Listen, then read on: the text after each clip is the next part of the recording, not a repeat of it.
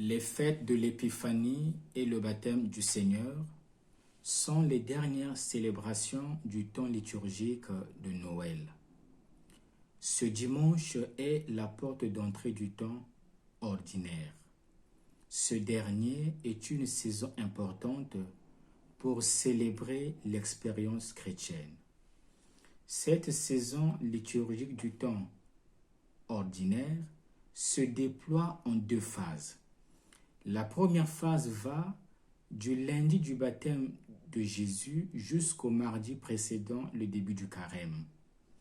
La deuxième phase va du lundi après la Pentecôte et au samedi après la solennité du Christ roi. Dans l'usage liturgique qui nous intéresse, le temps ordinaire désigne les 33 ou 34 semaines situées en dehors des temps forts que sont l'Avent et le temps de Noël, le carême et le temps pascal.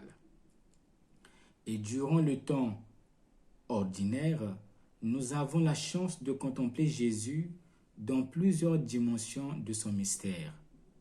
Cette saison, c'est aussi le temps du témoignage au cœur du quotidien. Telle est la thématique qui lie les trois lectures de ce deuxième dimanche du temps ordinaire. Nous avons devant nous 3 textes et 5 témoignages. Celui d'Isaïe, de Jean le Baptiste, de Jésus, de Paul et de l'évangéliste Jean. Chacun des témoins reçoit un appel et vit une mission au cœur de sa communauté. Nous passons d'un individu à l'universel. Chaque personnalité unique est ordonnée aux autres, accueille la vie et ses dons pour se mettre au service de la multitude. Tel est le mystère qu'un regard de foi nous invite à assimiler. Dans l'évangile, Jean-Baptiste rend témoignage à Jésus.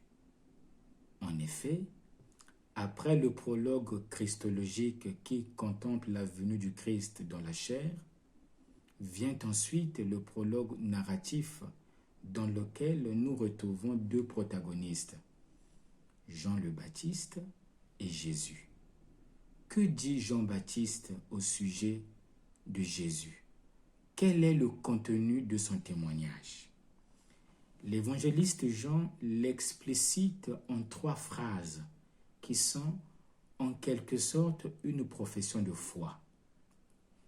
Jésus est l'agneau de Dieu, il est le Fils de Dieu, il est celui sur qui l'Esprit descend et demeure.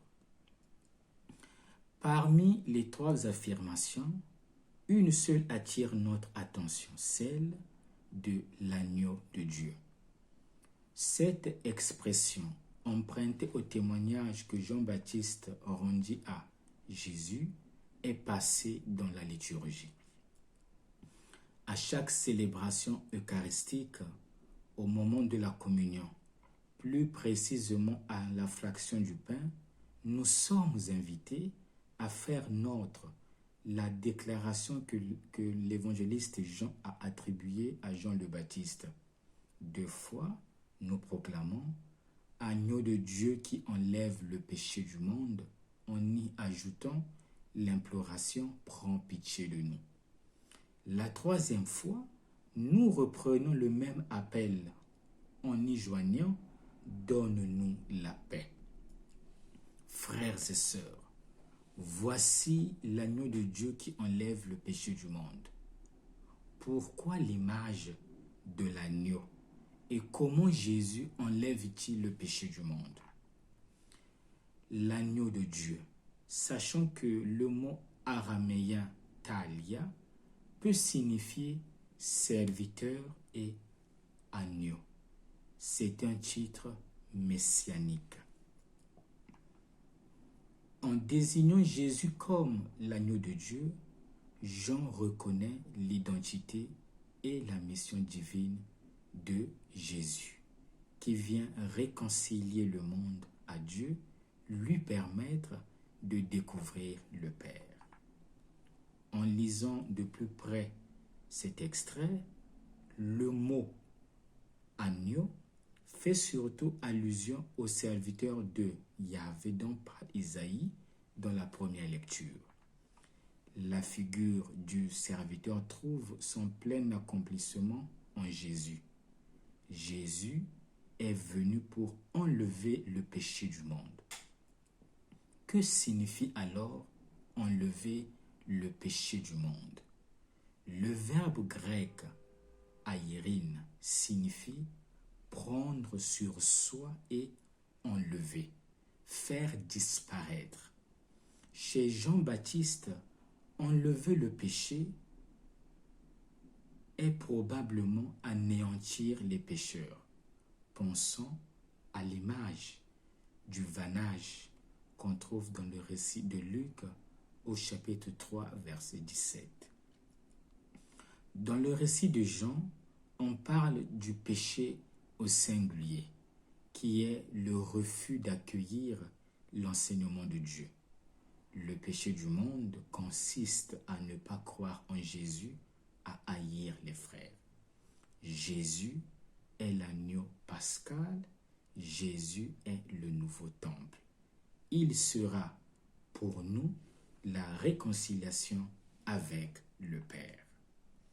Celui que Jean-Baptiste rencontre au Jourdain est celui qui fait connaître le visage de Dieu, comme le prophète le dessine déjà au VIe siècle. Dieu qui console, Dieu qui rassemble son peuple et toutes les nations. Dieu, notre force. Jésus est le témoin par excellence qui révèle le cœur de Dieu comme il est dit dans l'Apocalypse chapitre 1 verset 5. Toute la vie de Jésus se veut un témoignage. Et l'œuvre de l'évangéliste Jean ne cesse de marteler cette pensée. Du début à la fin de l'évangile de Saint Jean, l'importance du témoignage est soulignée. Frères et sœurs, quel est l'enseignement à retenir? Voici l'enseignement. Jean-Baptiste rend témoignage à Jésus comme le véritable agneau de Dieu. En Jésus, Dieu s'est rendu visiblement présent. En quoi doit consister notre témoignage aujourd'hui? À travers les époques et les différentes régions du monde, bien des hommes et des femmes ont témoigné par leur vie du visage du Christ. Jean a voulu que tout son évangile soit un témoignage. Paul a été l'envoyé auprès des nations. Et les croyants du XXIe siècle s'engagent eux aussi avec joie et ferveur. Nous sommes l'Église de Dieu. Où que nous soyons, en Europe, en Afrique, en Asie, engageons-nous pour être des témoins de Jésus-Christ. Quel est le contenu de notre témoignage? Quel parfum répandons-nous dans nos milieux de vie? Le Seigneur a besoin de nos mains pour poursuivre son œuvre. Il a besoin de nos lèvres, non seulement pour prononcer ses paroles, mais aussi pour le montrer au monde comme le véritable agneau de Dieu. Le Seigneur a aussi besoin de nos yeux pour voir la souffrance humaine et la soulager. Quelle que soit la question qu'il nous pose, il nous invite aujourd'hui à manifester sa présence dans le monde. Mais comment? En ayant la main tendue vers lui.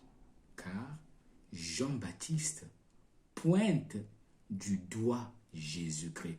voici l'agneau de Dieu qui enlève le péché du monde. Et nous arrive-t-il d'indiquer Jésus-Christ aux autres? Notre mission n'est-elle pas aujourd'hui de préparer notre monde à accueillir la lumière du Christ? À quoi nous convie ce dimanche? Ce dimanche contient une double invitation. La première, prendre conscience de notre baptême et agir selon nos promesses baptismales. La deuxième invitation, il s'agit de devenir de plus en plus des disciples du Christ. Que nous reste-t-il à faire? Il ne nous reste plus qu'à conjuguer le verbe témoigner. Configuré au Christ, chaque baptisé est invité à témoigner de Jésus-Christ. Ce n'est pas seulement une responsabilité confiée au prophète Isaïe, à Jean-Baptiste, à Jésus-Christ, à l'apôtre Paul, à l'évangéliste Jean, mais à chacun de nous, ici et maintenant. Hic et nunc, en lien avec tous les baptisés de cette terre et de tous les hommes de bonne volonté. Que le Seigneur nous bénisse. Bon dimanche à tous.